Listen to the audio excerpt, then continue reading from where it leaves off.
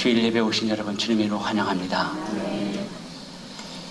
오늘의 말씀은 여러분을 그리스도인 되게 하신 분이라는 제목으로 말씀을 증거하겠습니다. 부활절을 지내면서 몇 주간 성령의 역사를 계속 살펴보고 있습니다. 성령께서 역사하여 성령의 사람들이 되었던 인물의 초점에서 이제는 교회를 생각하며 말씀을 보려고 합니다. 이 세상에 있는 완전하지 못한 교회의 모습이 고린도 교회의 모습입니다. 고린도 교회는 바울이 2차 선교 여행 당시에 세워진 교회입니다. 이방인 환경과 고린도의 그리스도인들의 이방적인 사고가 많은 교회의 문제를 야기시켰습니다. 문란한 성도덕, 우상 숭배, 불신자들과 섞여서 나타나는 문제들, 분파주의 등 많은 문제들이 있었습니다. 1장 10절에서 4장 21절의 말씀을 보면 이 말씀에서 거론하는 문제는 몇 가지가 있습니다. 이 문제를 보면 고린도 교회의 내부 분쟁과 분열입니다. 이 문제의 내부를 보면 고린도 사람들 사이에서 생겨난 바울을 대적하는 정서가 배후 위에 깔려 있습니다. 고린도 교회에 문제가 있었다고 들었을 때 1장 1절 이하에 그들의 보고에 따르면 고린도 교회 성도들은 각각 나는 바울에게, 나는 아볼로에게, 나는 게바에게, 나는 그리스도에게 속한 자라고 이렇게 주장을 합니다. 바울이 볼 때 고린도 교회 안의 분열은 참으로 어리석고 유치한 것입니다. 그러나 이것이 성령을 쫓지 않는 자의 모습인 것이죠. 우리의 구원자 그리스도는 결코 나누어질 수 없는 분이십니다. 예수 그리스도는 우리 모두를 위해 십자가에 달리신 분이십니다. 우리는 오직 예수 그리스도의 이름으로 세례를 받고 예수 그리스도와 연합이 된 존재입니다. 그러므로 그리스도인들의 헌신과 충성의 대상은 오직 예수 그리스도이십니다.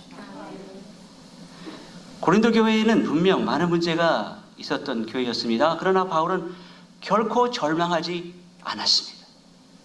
그 이유는 고린도의 교회가 세워지게 된 것이 인간의 뜻으로 된 것이 아니라 하나님께서 택하시고 불러내셔서 세운 하나님의 교회임을 확신했기 때문입니다.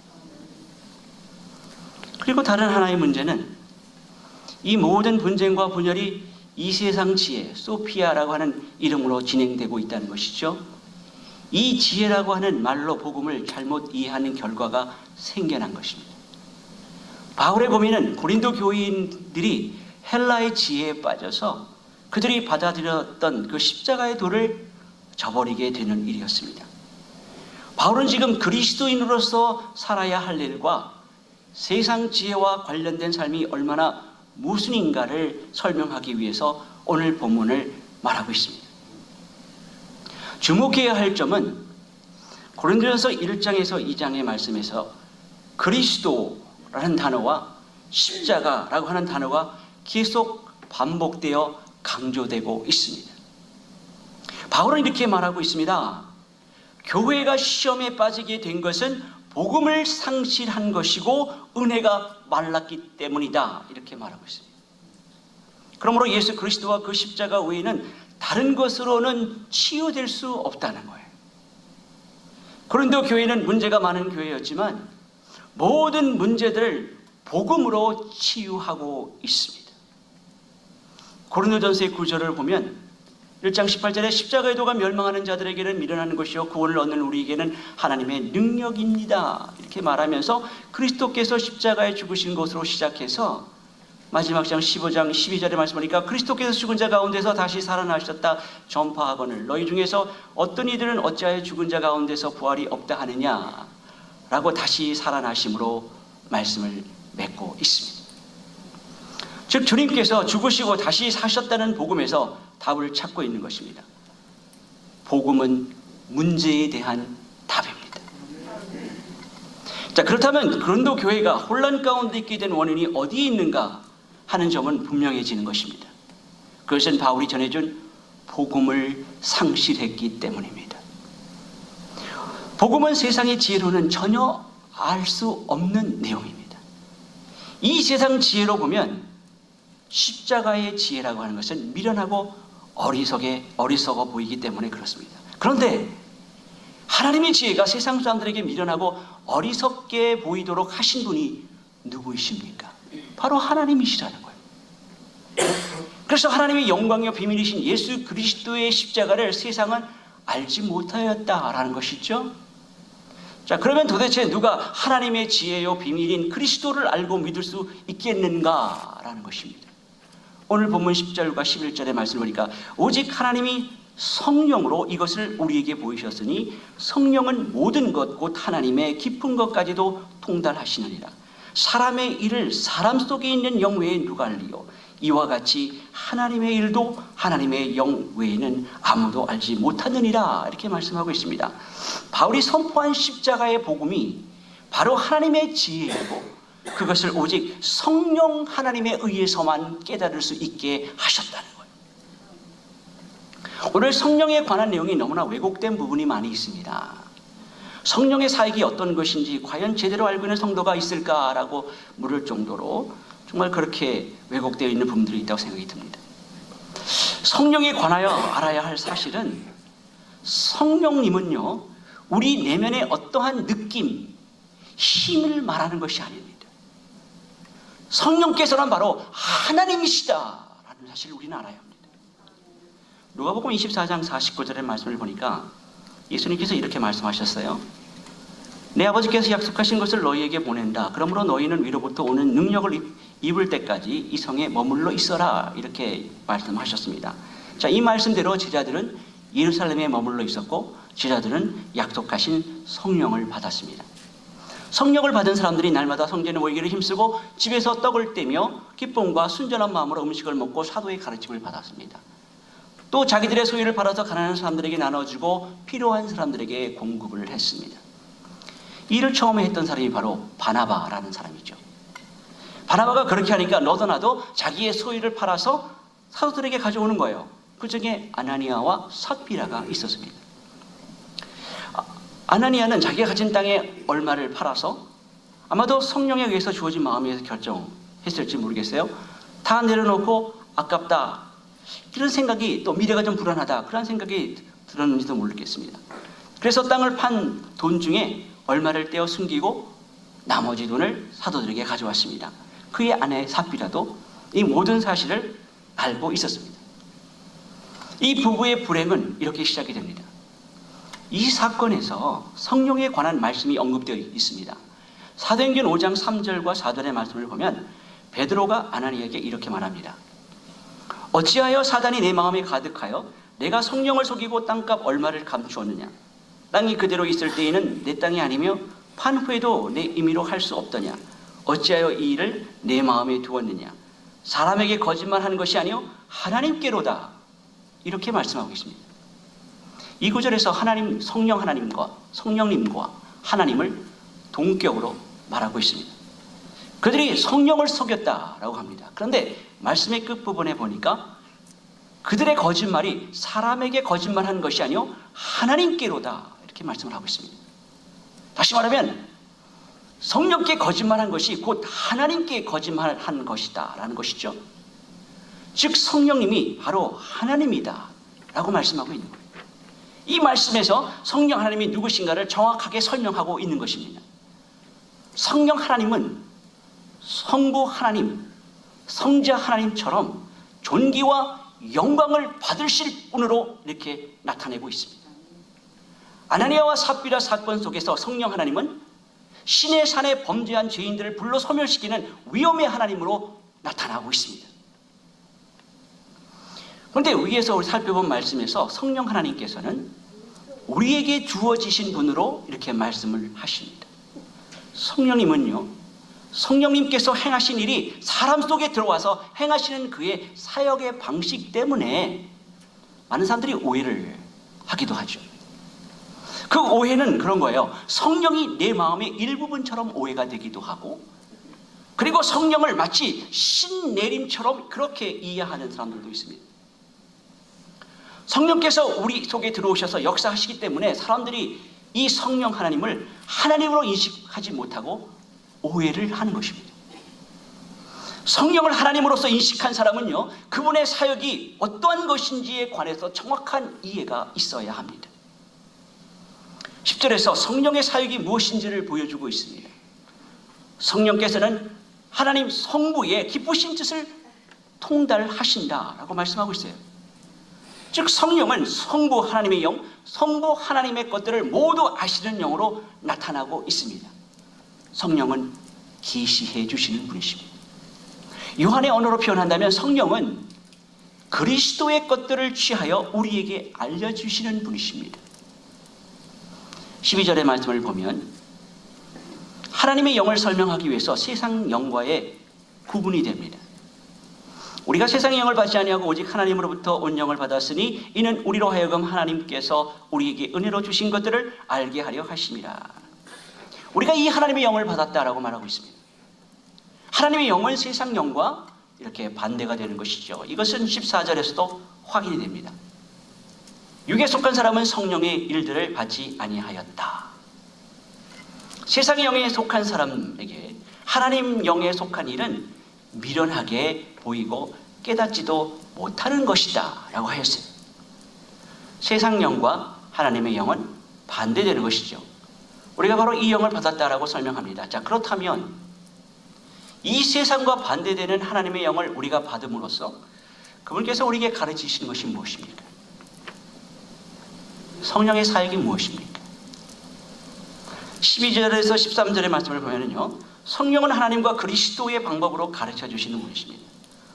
하나님의 영이 사람과 하나님을 이어주는 연결 통로가 되신다고 말하고 있어요. 바울은 성령을 복음을 바로 이해할 수 있는 열쇠로 이렇게 제시하고 있습니다. 다시 말해서 성령은 바울의 복음 제시와 그들이 하나님의 복음을 체험하는 일을 올바로 이해시켜 주시는 분으로 이렇게 말하고 있습니다. 또한 하나님이 무슨 생각을 갖고 있는지를 아는 이는 오직 하나님뿐이죠. 그러므로 그분의 마음을 아시는 성령이 우리에게 그분을 알 수 있도록 연결 통로가 되어 주시는 것입니다. 여기서 강조하듯이 우리가 하나님을 아는 것은 우리가 하나님의 영을 받았기 때문이라는 것입니다. 14절의 말씀을 보니까 육에 속한 사람은 하나님의 성령의 일들을 받지 아니하나니 이는 그것들이 그에게는 어리석게 보이며 또 그는 그것들을 알 수도 없나니 그러한 일은 영적으로 분별되기 때문이라. 지금까지 바울은 고린도 교인들이 어떻게 하나님의 지혜를 알게 되었는지 설명을 했습니다. 하나님께서 우리를 하나님의 사람으로 영광스럽게 하시고 이전에 감추어 놓았던 것을 성령으로 계시하여 알려주었는지를 이야기했습니다. 그렇게 복음의 비밀을 성령에 의해서 받아들였지만 여전히 육에 속한 자들과 다를 바 없는 삶을 살아가는 고린도 교인들을 향해 바울은 답답한 심정을 말하고 있는 것입니다.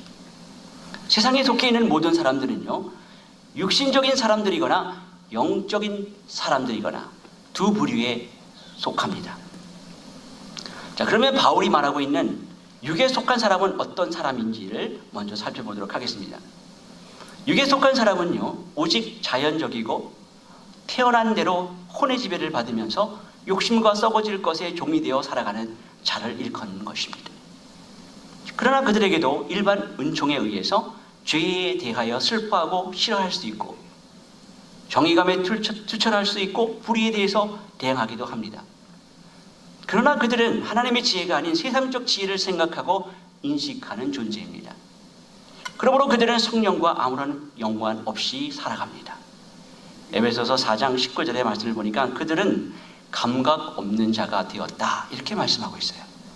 그들은 양심에 관해서 윤리 도덕적인 죄에는 반응할지 모르나 하나님과 관련된 보다 근본적인 인간의 죄에 대해서는 반응할 수 없습니다. 그들은 오히려 자신의 의가 강해서 마음으로 자신이 죄인이라고 하는 사실을 받아들이기가 어렵습니다. 자기 스스로 살아갈 수 있다 생각하고 있기 때문에 성령의 생각을 받아들이지 못하는 거예요. 자연인에 대한 것은 다시 말해서 육신적인 사람의 상태에 대해서는 바울이 로마서 1장에서 잘 정리하고 있습니다. 그들이 성령의 생각을 받아들이지 않는 이유는 그들에게는 이 일이 미련한 것으로 여겨지기 때문이라는 것이죠. 그들은 예수 그리스도의 십자가를 미련한 것으로 여기는 것입니다. 결국 그들은 하나님의 영이 없는 자이고요, 심판의 대상입니다.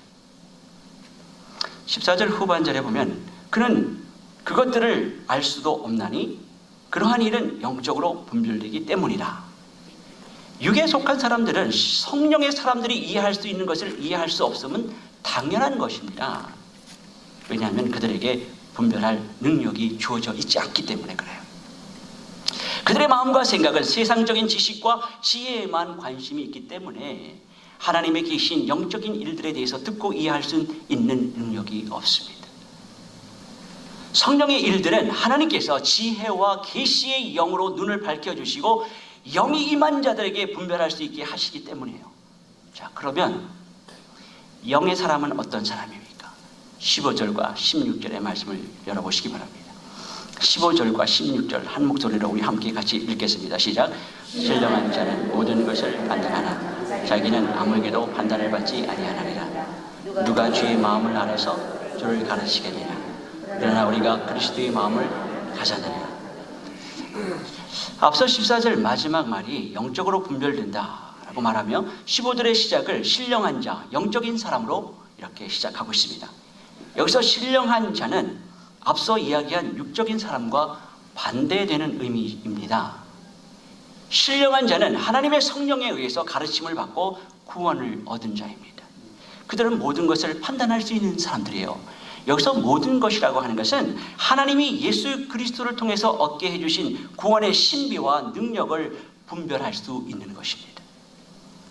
십자가에 못 박힌 예수 그리스도가 자신의 죄를 사해 주심과 영생의 열쇠임을 성령께서 깨닫는 능력을 부여하셨기 때문인 것이죠.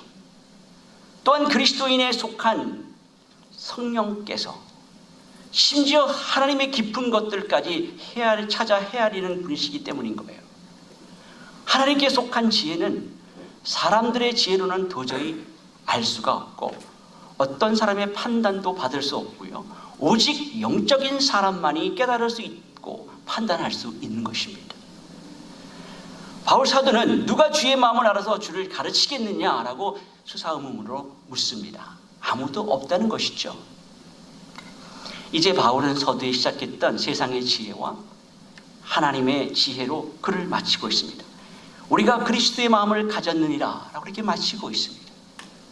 바울이 사용하고 있는 히브리어 루하흐는 마음이라고 하는 말인데 단어의 용례를 살펴보면 보통 영을 의미하는 것입니다.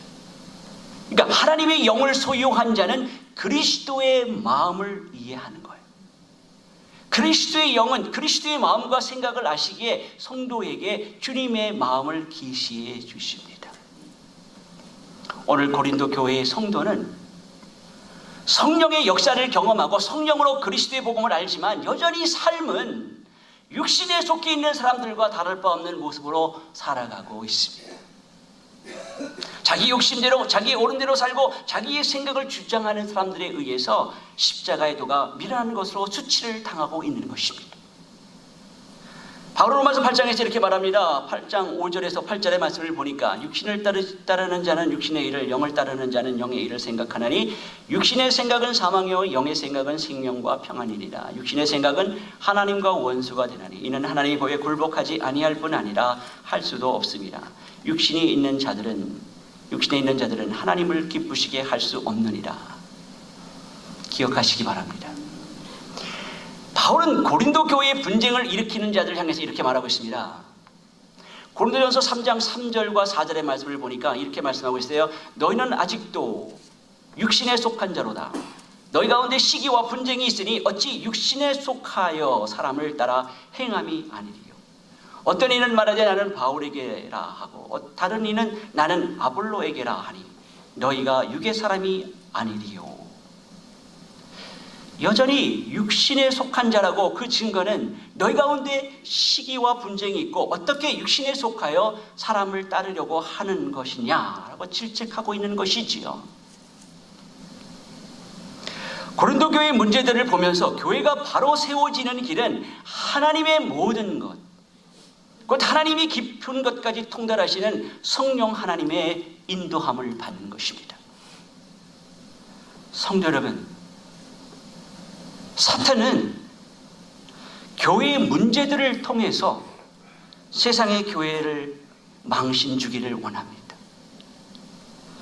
교회가 나쁜 소식이 나서 분열되기를 가장 원하는 자가 사탄입니다. 그래서 교회의 문제들이 파생될 때 성경에 사로잡힌 성도는 부정적인 시각을 버리고 부정적인 말을 멈추어야 합니다. 혹자는 오죽했으면 그랬을까? 라는 말도 합니다. 그 모든 것은 우리가 사탄에게 틈을 내어주는 일이기 때문에 그래요. 사탄은 작은 문제를 현미경을 통해서 자꾸 확대해 보려고 하는 거예요. 제가 이 말씀을 드리는 것은 예배는 하나님께 드리는 것입니다. 하나님과 교통하는 시간이고 하나님만을 높여드리는 것이고 하나님의 생각을 하고 나를 굴복시키는 시간입니다. 예배 시간은 네 생각을 내려놓는 거예요.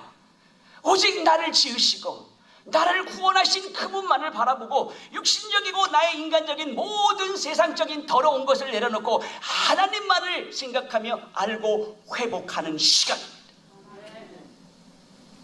분노의 마음이 있다고 왔다면, 분노의 마음으로 돌아간다면 그 예배는 성공하지 못한 예배입니다.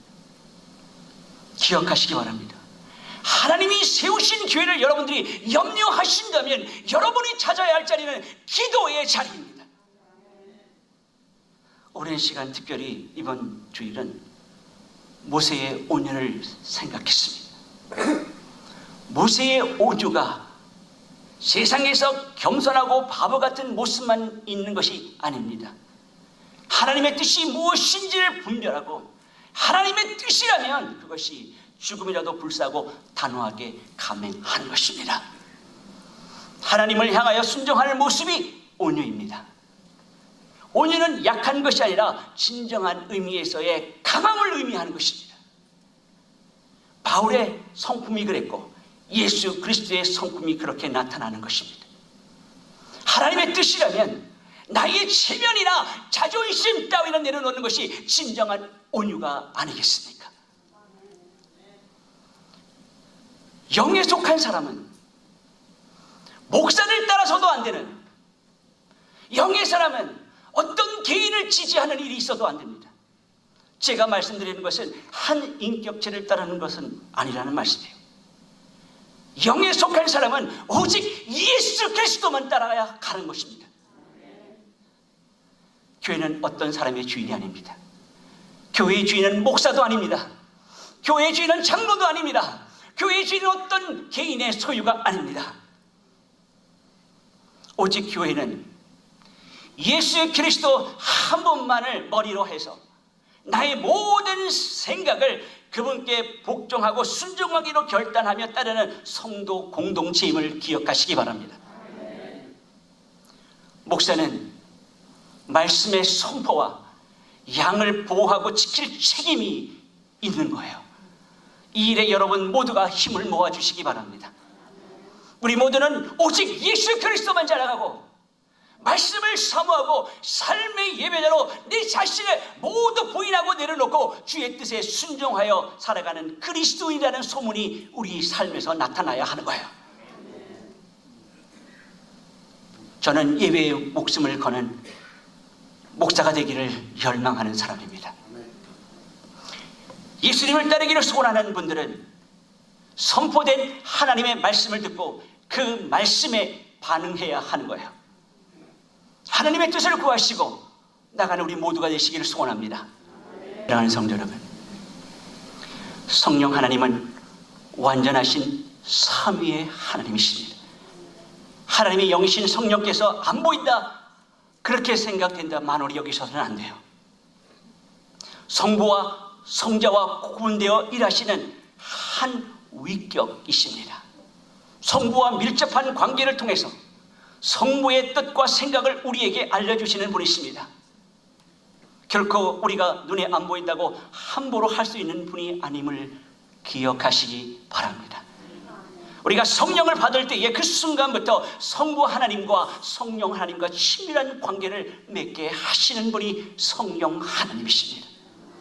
성령 하나님은 하나님의 방법을 우리에게 계시해 주시고 한 인격으로 우리 가운데 임재하시고 우리에게 능력을 부어주십니다. 오직 성령만이 하나님의 생각과 뜻과 마음을 우리에게 알려주신 분임을 기억하시기 바랍니다. 성령의 사람은 성령을 쫓아 행하는 사람입니다. 그 성령의 사람은 성령이 좋아하는 성품, 성령의 열매를 맺기를 소원하며 살아갑니다. 갈라디아서 5장에 보면 그리스도 예수의 사람들은 육체와 함께 그 정욕과 탐심을 십자가에 못 박았다라고 말씀하고 있습니다. 또한 빌립보서 2장 13절의 말씀을 보면 너희 안에 행하시는 일은 하나님이시니 자기의 기쁘신 뜻을 위하여 너희에게 소원을 두고 행하게 하시나니 라고 말하고 있습니다. 성령께서는 우리에게 거룩한 소원과 능력을 부여하십니다. 우리가 구할 것은 날마다 부족하고 연약하고 더럽고 방탕할 밤에서 떠나서 성령의 충만함을 구해야 한다는 사실을 잊지 마시기 바랍니다. 성령 충만한 사람은 하나님의 말씀으로 새롭게 되는 삶을 살게 되고 그는 자기의 행복을 위해서 존재하는 자가 아니라 자신을 버리고 자신을 부인하고 하나님만을 기쁘게 하는 것을 삶의 최종의 목적을 가지고 살아가는 사람입니다. 그는 자기를 버리고 타인을 돌봐주지 않은 사람이에요. 조용히 자신의 소유를 사용해서 하나님이 원하고 가난한 자들에게, 소외된 자들에게 그러한 자들을 돌보는 사랑의 사람이 되는 것입니다. 하나님의 성품인 성령의 열매인 9가지 덕목을 사모하는 사람이기도 하죠. 그 성품에는 하나도 육신에 속한 자가 열망할 덕목은 없습니다. 그리스도인이라는 사실 하나만으로 기뻐하고 비록 세상이 힘 있는 자를 쫓아갈 때에도 조용히 하나님 나라의 유업에 대한 기쁨으로 만족해 해야 하는 거예요. 때로는 세상에서는 바보 취급을 당하고 버림을 받고 조롱을 당할지라도 그때마다 자신의 성품을 다스리고 하나님께서 끝까지 자신을 인정해 주는 것에 만족하며 기뻐하는 것입니다. 빌립보서 1장 6절에 말씀하니까 너희 안에서 착한 일을 시작하신 이가 그리스도 예수의 날까지 이루실 줄을 우리는 확신하노라. 성령의 사람은 이 말씀을 붙잡고 날마다 자신의 일상에서 일어나는 일들을 통해서 자신의 옛 성품을 버리는 힘겨운 싸움을 하는 사람들이에요. 그에게는 언제나 하나님이 인정하는 사랑과 희락과 화평과 오래 참음과 자비와 양성과 충성과 온유와 절제와 같은 열매가 맺어지기를 소원하며 기뻐하는 삶을 사는 사람입니다. 사랑하는 성도 여러분, 이 사람들이 성령의 사람, 성도입니다. 우리가 그런 사람들입니다. 그들은 작은 일에 마음을 내어놓아 상하지 않습니다.